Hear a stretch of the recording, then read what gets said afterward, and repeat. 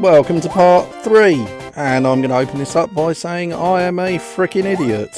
The reason why my voice was so bad in the other parts is because it was filtering through my inbuilt microphone, not my headset, and it just took me now to realise this. So yeah, now we're back to good quality, woohoo! Anyway, this is stage 3. This is the stage most people give up on. Because of the difficulty in it is quite high. The first bit, you're moving along and you're killing all these undead fish, and I'm going to guess undead mushrooms, even though mushrooms can't really live. Photosynthesis and all that, so I guess they do live. I'm going to shut up now. Anyway, keep going forward, and then you'll come across a dead end. You need to find a hole which you can go into the water and take a underwater tunnel to the exit.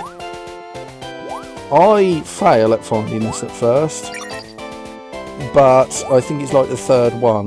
But if you guys are just doing this as using me as a tutorial, which I thank you for if you are, then you'll see where it is. It's not currently here.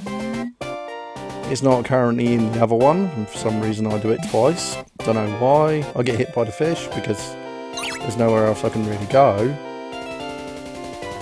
I don't know what I'm doing here. I just honestly, I thought you could go that way, but I guess not. I haven't played this game in a while, but there we go.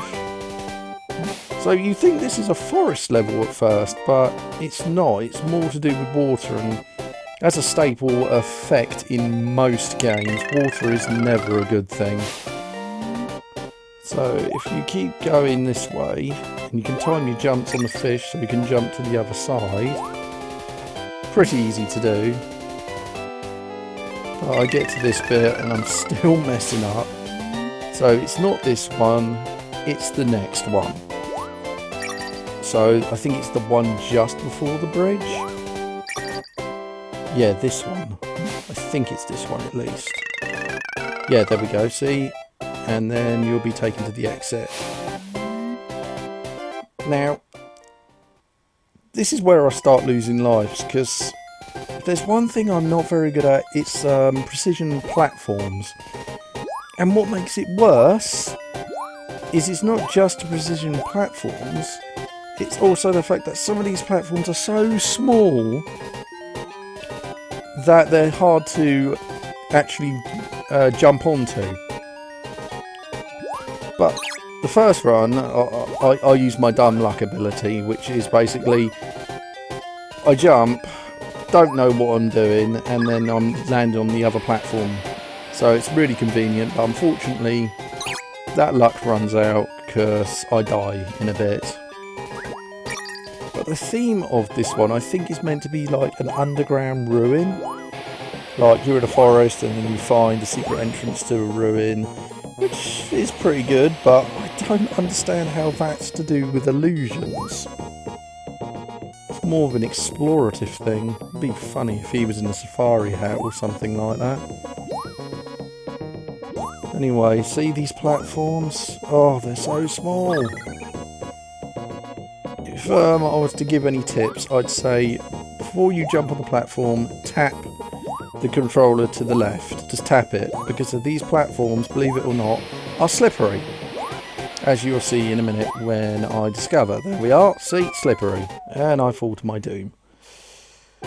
Fantastic. So as you can see, when you die, you start at the beginning of the stage you last were on. It's not too bad, and by stage I mean part of the stage. Because obviously there's more than one bit in the stages behind the door. Oh, he's strolling around, trying to save his girlfriend. Personally, I think I would have given up by then. Now I would have gone, nope, sorry Minnie, you're not worth it. This is ridiculous. No amount of love in the world could make me want to do this much. I mean, come on, you've got bats flying at me, you've got undead fish, you've got half-eaten Magikarp, demon Magikarp. And here's another example where I think, oh yeah, I could do that again, and sadly not. So that's death number 2. I'm doing so well at this at the moment, aren't I, guys? The music for this level, I guess it fits Ruin music. I don't know, I couldn't place it with any other music, so it works. So that's a plus. The bats will charge at you, but you can easily avoid them, but there are some bats that actually get you off guard. Like one currently over here. This one always catches me off guard. There he goes. It's the precision platform, and not even going that fast, but you wouldn't have thought they'd be slippery. In the water, yes, I'd understand that. In the waterfall, or the gushing water which is coming down, I'd understand that. But on the bits that are not wet, I suppose the water could splash onto the platforms, but other than that, I can't really see much of an excuse. But example here, like I'm showing you, when you jump, just tap the controller to the left, and then you will not slip. Like, just it will grind you to a halt. And obviously, if there's no friction, you can't move. Science! Hey, there's something. I also love how some of the symbols look like a one-eyed monster thing. No, that was not a penis joke. Anyway, on to the next stage. This one is probably another bit which you'd lose your shit on eventually. From time to time the water raises and rushes backwards, pushing you back on this level. I will give a prime example of that in a minute, because I am not very good at this bit. In fact, out of all the stages, this is the one where I lose the most lives. Because it's about timing, and I'm not very good at timing. Bats everywhere here. I'm surprised they're not drowned. Bloody things. So the water comes craning towards you. If you're at the peak of it, it will push you backwards, which I will demonstrate in a minute. I'd advise jumping instead of walking on this. Even though, why does my memory serve that there is a run button? I'll have to investigate that on the next part. But as you can see, yeah, there we go. I thought I could make it, but I couldn't, so the water pushes me backwards. So I wait on the platform, and I think a bat catches me off guard, which is a bit of a bugger. Oh my god, look! Mickey frowned! He frowns when he looks down. Oh, I never knew that. So he's not always happy. When he's going down, he's not happy. Why? What a strange mouse. It's a nice ruin level. I do like the architect, but there's no background in this. Like, it's just stapled GIFs. Which kind of makes it a bit jarring, but, you know, in those times I don't think anyone really cared about graphics that much. Or seeing images, but nowadays everyone wants to see that sort of glorified technology, otherwise they get disinterested in that game. So we'll be coming to the boss in a minute. And if I remember rightly, the boss is actually some gremlins. There's a certain strategy which I'll show you. Here we go.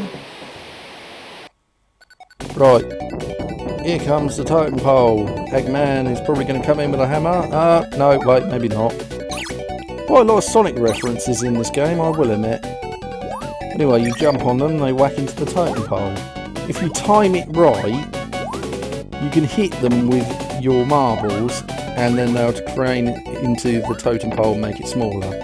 It's a pretty simple boss fight. I can't say this is really that hard, except when he does that. But it's easy to avoid, so you shouldn't really have much trouble on this. It does look like Dr. Eggman with a scuba gear thing on. Anyway, we've got the yellow Chaos Emerald now. You are a brave mouse, continue on. You can't rest until Minnie is safe. So we're like halfway through now. And Mickey looks like he's about to power up to Super Mickey. Doing pretty well. Let's hope I don't lose the rest of my lives.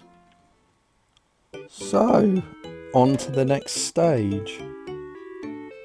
Just pull stairs out my arse. Yep, there we go. Oh, right up here. Into the next door. What could possibly be in it? Here's another door. What's inside this room? A giant ass library. So guys, I'll see you in the next part. Bye.